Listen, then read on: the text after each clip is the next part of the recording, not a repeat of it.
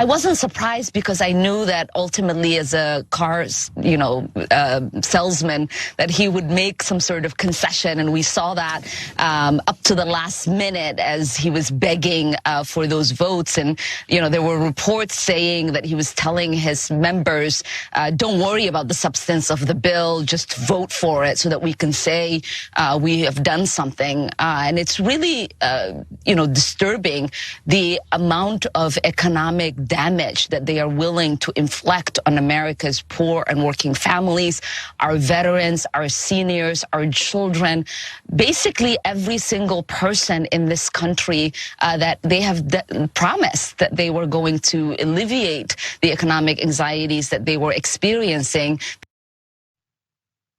The congresswoman from Minnesota, who's also very blessed because she's near Canada, if she needs to get out. Anyway, well, she took that truth also to Twitter, and she called out the GOPs on their raggedy cuts.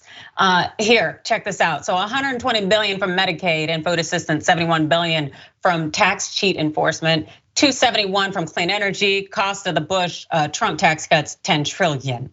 Yeah, they don't care about the deficit. They care about transferring wealth from the working class to their billionaire friends. Exactly, that's exactly how it is and the way it has been, and we need an answer.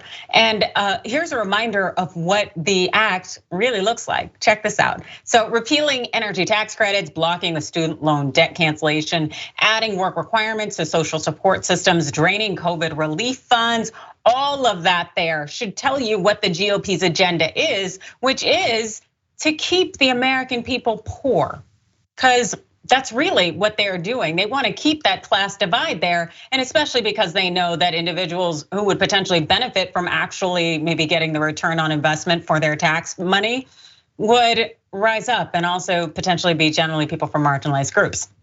But before I say too much, anyways, where a progressive economist and an analyst have offered similar critiques of the House GOP bill.